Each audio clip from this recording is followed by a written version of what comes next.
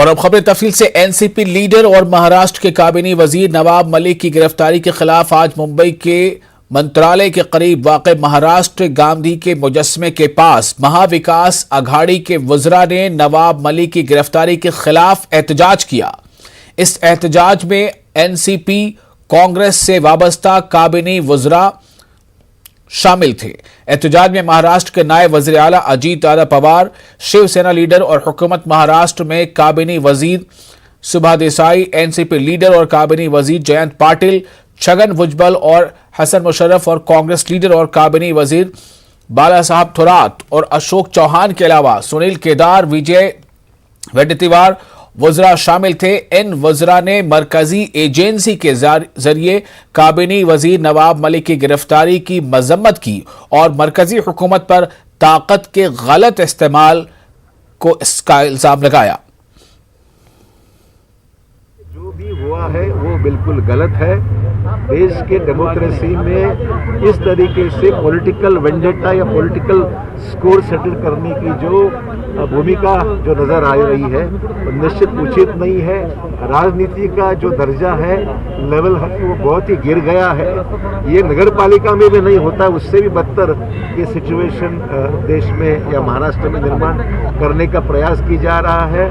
मतभेद हो सकती है, पॉलिटिकल डिफरेंसेस हो सकते हैं, अलग अलग विचार हो सकते हैं, पर ऐसी स्थिति में अपने विरोधी दल को कुचलने की जो रणनीति है या राजनीति है तो निश्चित तौर पर देश के डेमोक्रेटिक सिस्टम में ठीक नहीं है। खिलाफ बात करता है या उनके जो ये समीर वानखेड़े है या और कोई है, ये जो क्या कर रहे हैं, ये सच्चाई लोगों के सामने लाने की कोशिश करता है, तो इसका मुंह कैसा बंद करना है। तो बस ये लगा दिया, फरवरी में और एक एफआईआर कर दिया और एफआईआर अलग और अरेस्ट हो रही है अलग।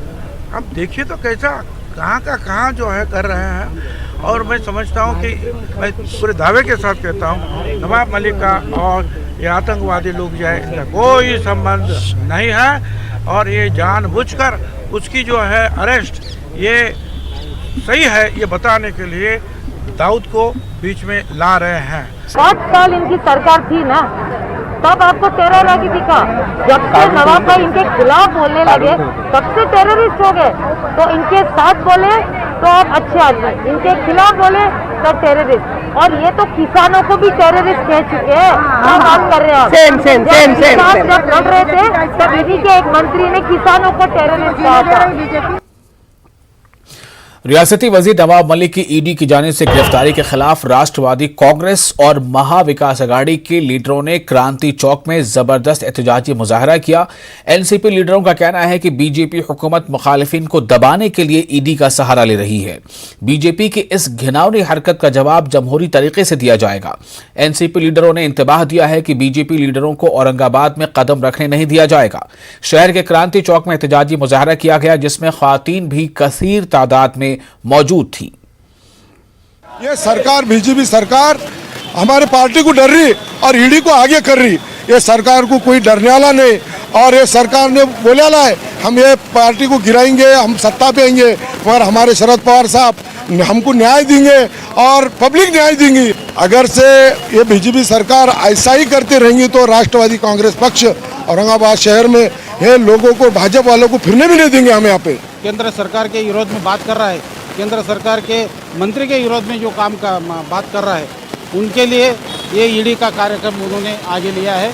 और ईडी के तरफ से आज लोगों को ये महसूस हो रहा है कि ये गलत काम कर रहे हैं।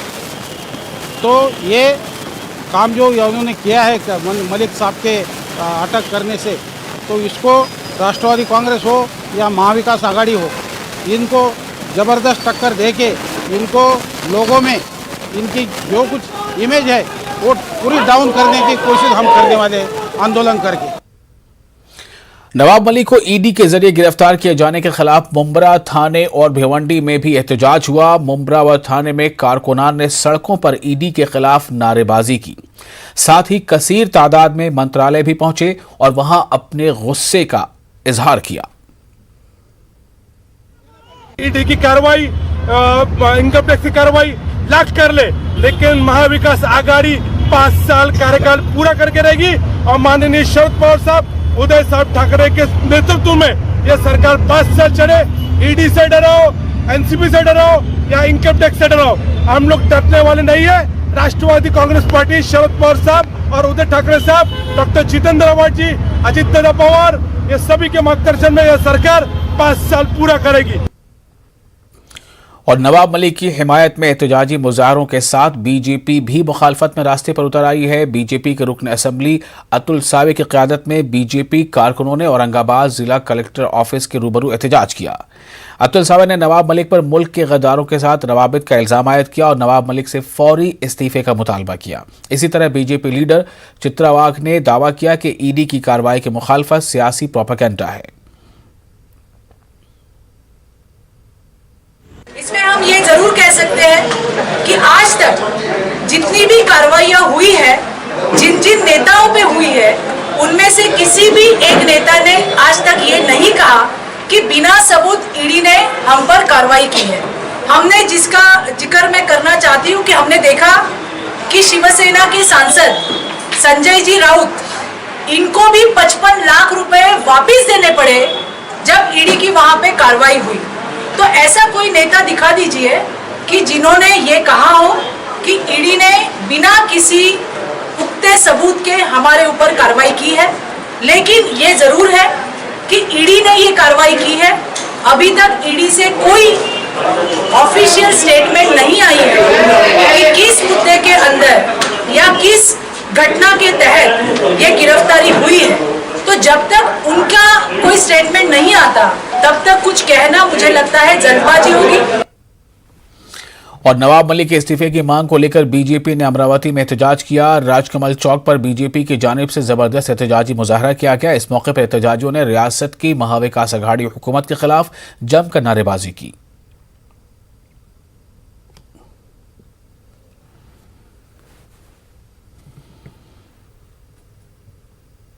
नवाब मलिक की गिरफ्तारी के बाद उनके सेहत को लेकर उनके अहले खाना फिक्रमंद हैं। नवाब मलिक की बहन सईदा खान, जो एनसीपी के लीडर के साथ साथ डॉक्टर भी हैं, वो आज अपने भाई से मिलने ईडी के हेडक्वार्टर गई थी।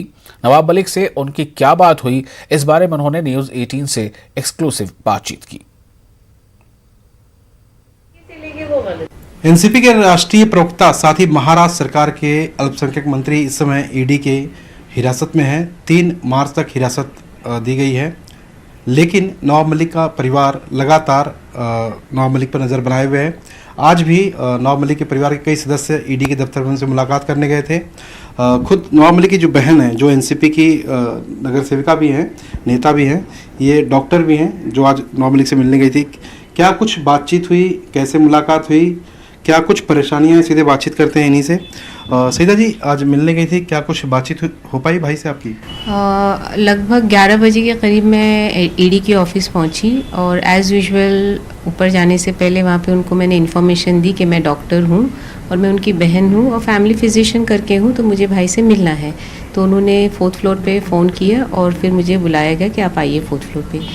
4th फ्लोर पे पहुंचने के बाद उन्होंने कहा कि आप इस वक्त भाई से नहीं मिल सकती हैं क्योंकि उनका स्टेटमेंट रिकॉर्ड हो रहा है। और तुरंत ही भाईजान बाहर आए और मेरे साथ ही भाईजान 1st फ्लोर तक गए, 4th फ्लोर से 1st फ्लोर तक। और उसी दरमियान जब भाईजान थोड़ा सी खाली इतना उन्होंने कहा, पॉजिटिव एनर्जी उतनी ही थी जैसे कल थी, वही स्माइल और वही जज्बा उनके पास था। और उन्होंने कहा बी पॉजिटिव, हम लड़ेंगे और हम जीतेंगे। सईदा जी, जिस तरह से आरोप लग रहे हैं कि जो ज़मीन के मामले को लेकर ईडी ने जांच पड़ताल की है कि सरदार वली खान साथी सलीम पटेल जिनसे ज़मीन ली गई है, ये कहीं ना कहीं डी गैंग की बहन, जो दाऊद इब्राहिम की बहन सजीना पारकर से सीधा इनका लिंक था। क्या जो कागजात आप लोगों के पास या नवाब मलिक साहब के पास मौजूद है ज़मीन को लेकर, उन कागजात पर कहीं भी डी कनेक्शन की कनेक्टिविटी से रखने वाले किसी सदस्य का नाम मौजूद है या इस बारे में कोई जानकारी है आपके पास? देखिए, ये लीगल फाइट है। जो एलिगेशन लगाया गया था और जो कोर्ट में उन्होंने प्रोड्यूस किया है, उससे हम लीगल फाइट करेंगे और जो भी उन्होंने आरोप लगाया उसका हम जवाब देंगे। और जो भी आरोप लिया जाता है तो यहाँ पे तो लीगल सिस्टम ऐसा है कि आपने ही उसको डिफेंड करना है, आपने दिखाना है कि ये आरोप गलत है और ये सच और झूठ की लड़ाई है और सच्चाई की जीत होगी, सत्य में विजय थे। और हमें पूरा लीगल सिस्टम पे भरोसा है कि अंत में जीत हमारी ही होगी। लेकिन इस बारे में आप लोग का क्या कहना है कि साल 2005 में ज़मीन की खरीद फरोख्त हुई थी और तकरीबन 15 से 16 साल बाद इस मामले को इस तरह से उछाला जा रहा है? इसके बारे में तो मैं कुछ नहीं कहना चाहूँगी, खाली मैं इतना जो हम लोगों को सुनाई दे रहा है कि क्यों ये सब किया जा रहा है, क्योंकि पिछले 4 महीने से भाईजान ने जिस तरह से सेंट्रल के जितने भी एजेंसीज़ है उसका दुरुपयोग करके लोगों को जिस तरह परेशान किया जा रहा था, उसके बारे में भाईजान ने पर्दाफाश किया था, उसका आईना दिखाया था।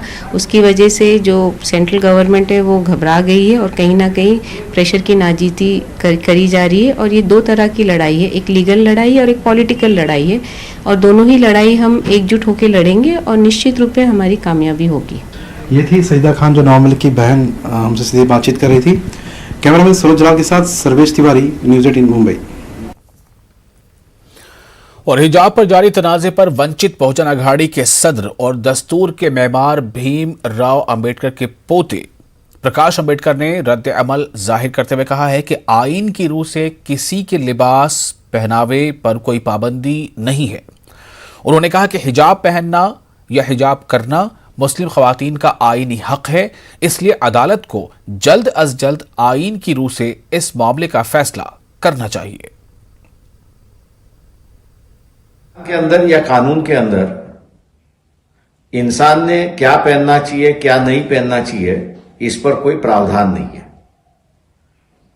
समाज व्यवस्था के अंदर इतना ही प्रावधान है कि आपका ड्रेस, आपके कपड़े जो है वो सही ढंग से होना चाहिए, इतना ही समाज उम्मीद करता है। मुस्लिम महिला है, मुस्लिम विद्यार्थिनी जो है वो हिजाब पहन के बाहर निकलती है, कॉलेज को जाती है। आरएसएस बीजेपी की सरकार कर्नाटक में है और इसी ने इस हिजाब को राजनीति का मुद्दा बनाया है। हम लोग अनुरोध करते हैं कोर्ट से कि वो तुरंत फैसला करे और ये फैसला करे कि ड्रेस पर कोड पर ना संविधान में ना कानून में किसी प्रकार का प्रावधान है, और इसलिए लोगों को जो पहनना है वो उनका अधिकार है, मौलिक अधिकार है, नैसर्गिक अधिकार है, और इसी को ही सरकार जो है लागू करे, अमल करे। अगर ये फैसला आता है तो मैं समझता हूं कि समाज के अंदर शांति होगी, अमन होगा और कोर्ट ने इसकी पैरवी करनी। मालेगांव शहर की बेशतर सड़कें गड्ढों में तब्दील हो चुकी हैं। करोड़ों रुपए का बजट खर्च होने के बावजूद आवाम को बुनियादी सहूलियात नहीं मिल पा रही है। बार बार मुतालबात के बाद भी सड़कें दुरुस्त न होने पर शहर के राम सेतु पुल पर जन अधिकार रक्षा मंच, एक समाजी तंजीम की जानिब से गड्ढों का दूधाभिषेक करके पूजा की गई। फूल बरसाए गए और मुतालबा किया गया कि कॉरपोरेशन जल्द रास्तों की मरम्मत करे। खासतौर पर मालेगांव शहर के 2 अलग अलग इलाकों को जोड़ने वाले राम सेतु पुल की फौरन मरम्मत की जाए। आज जनाधिकार रक्षा मंच मालेगांव की ओर से बाजारपेट को जोड़ने वाला सबसे महत्वपूर्ण ऐसा पुल, जिसे राम सेतु से पहचाना जाता है, उसके ऊपर असंख्य स्वरूप के खड्डे आज यहाँ पे दिखाई देते हैं।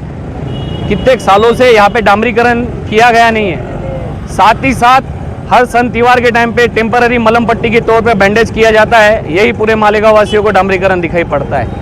इस मालेगांव शहर के बीच में आप देखेंगे किला पुलिस स्टेशन से लेके शास्त्री चौक होते हुए, तांबा घाटा होते हुए नेहरू चौक तक, साथ ही साथ वर्धमान स्कूल के पास में, खली सेठ की चाल के पास में, और मालेगांव के बहुत से ऐसे एरिया है जहाँ पे आज रस्तों के ऊपर रस्ते कम, खड्डे ज़्यादा हो गए।